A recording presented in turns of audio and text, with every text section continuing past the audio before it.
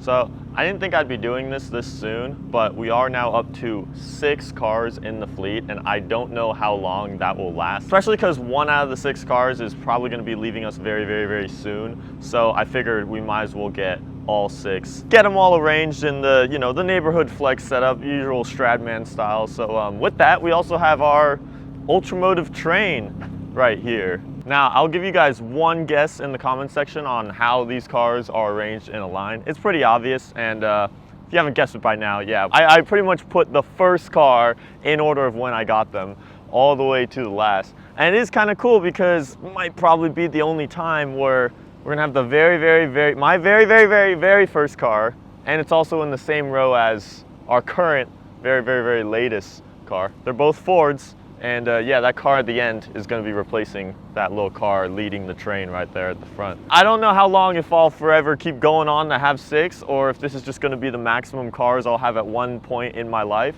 So with that, that means, you know, we have to get them all set up for at least one photo.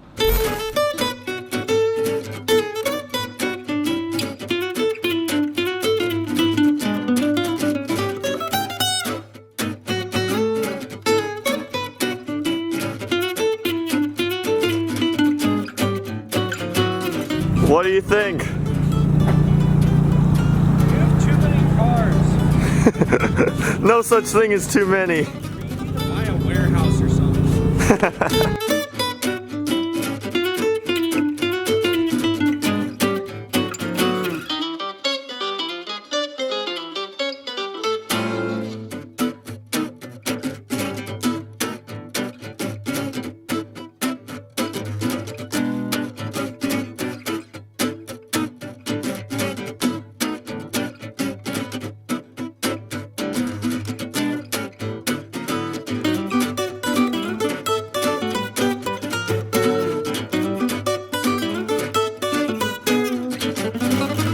It's a message to my neighbors.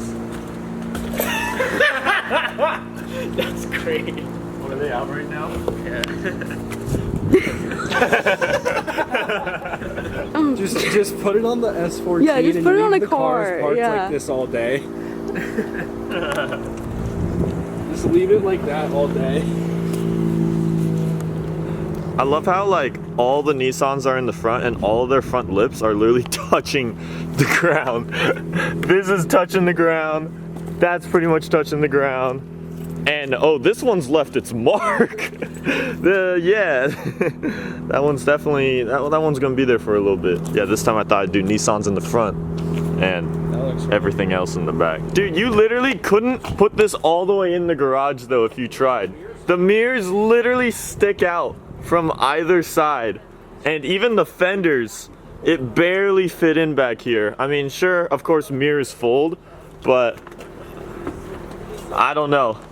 This house may not have been up to Raptor spec, but it's a good thing this thing resides outside. It takes in all the weather conditions mighty fine. Now, before we continue further, I gotta do the quick outfit change because it's that time. We got new hoodie dropping out here. Hey, so we've actually, this has kind of like been a build-up up to this item because I don't know if I should still be turned around or not. I'm like, do I just stand here facing this way? Yeah. You just look at the truck. You just look at the truck. But yeah, no, we've had this freaking dope cotton candy machine illustration of the cotton candy machine swirling up that cotton candy. You already know. But we've had it in the form of t-shirts and long sleeve shirts, but now we finally have hoodies, and they even got the UltraMotive right on the sleeve here. I don't know if you could even see that, It's but a little cold for this, but oh, screw it. Watch it be some like Logan Paul merch. Oh wait, that's the unreleased. Oh wait, he's on the oh, okay, we can't show that right now. Hey bro, mind if I take a picture of your cars? Dude, feel free. Go for it. You got 3 JDMs sitting all on your phone. Yeah, I did YouTube and stuff, so I gotta take them all out to get a photo every now and then. Alright bro, thank you. No problem, man, take care. He's getting his shots. So yeah, boys, one of them definitely will be leaving us here shortly, but I don't know if we'll be back up to 6. We'll see how shortly it lasts while we keep on getting rid of one, and then we'll see how quickly if one replaces that spot. It's always hard to downsize.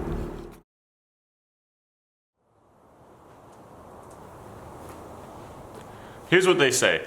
They say that you should never, ever, ever get rid of your first car. Now, that statement is true if you live in a magical fairy tale land where you have all of the money in the world and all of the space in the world, and you could just keep every single car that you collect. Now, I just want to be real with you guys. It would just be excessive and unneeded for me to keep the Focus RS. I got the Ford Raptor that we nicknamed Bigfoot as my new designated daily, and so far I have been loving it. Like, if you were to ask me right now to go on a grocery run or do any car daily chore, my go-to would be to step foot in the Raptor. The RS just kind of sits out there, and I don't really use it as a daily or just use it at all much anymore.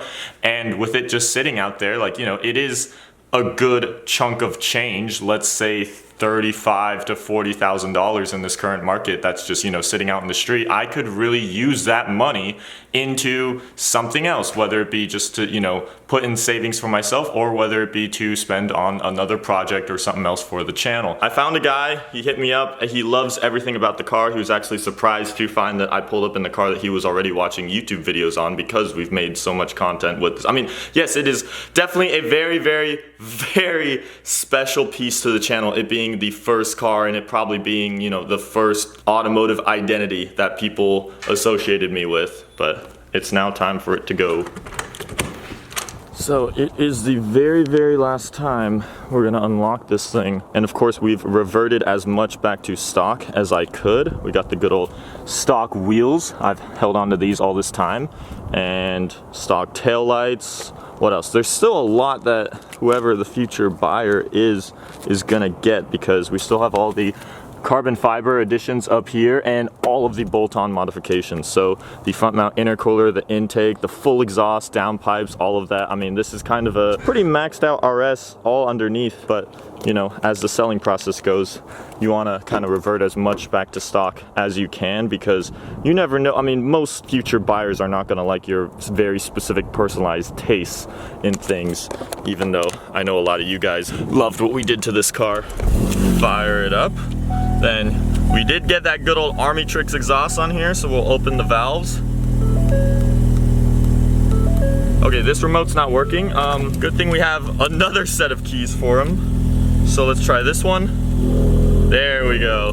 That's the sound difference. It's all pretty much cleaned out in here, all emptied out. Oh, we gotta take those masks later on. We are all set to make our final voyage in this thing. It's not hit at all. I don't know like what exactly to feel, because I'm actually like very happy to, you know, finally get the selling process over with. There's a good joy feeling on at least going through with the successful sale that some of you guys will be able to understand once you get to that point. But there's definitely, of course, you know, a empty feeling of losing, especially a car this special that's been around forever. Now, it's kind of a tradition for me that on the very last drive over, to just do this drive with no music and just be able to enjoy every little sound, noise, and sense of the car. Cause like, you just gotta take as much of it in as you can. You're not gonna really have this drive again.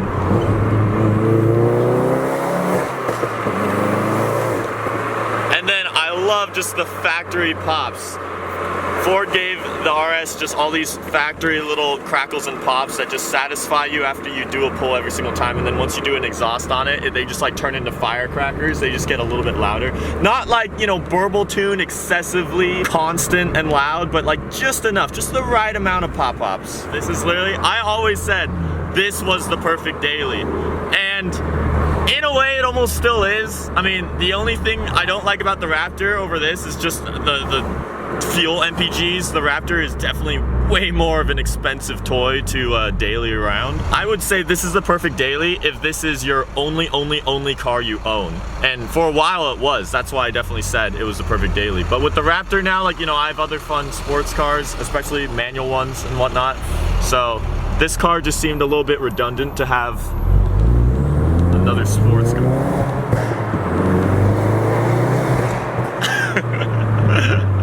Gonna interrupt myself with doing pulls and underpasses here.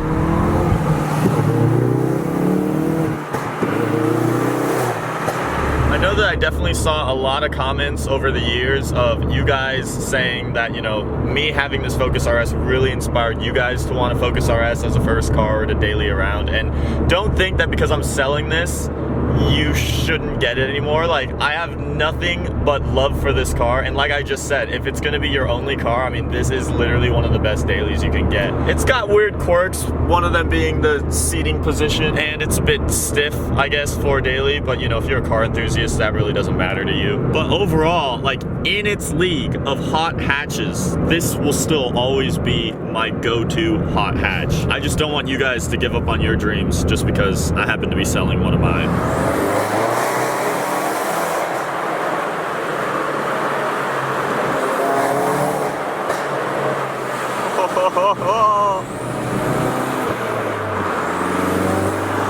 Well, we just pulled up somewhere in downtown Seattle. Oh, it is so cold and so windy. Oh my gosh.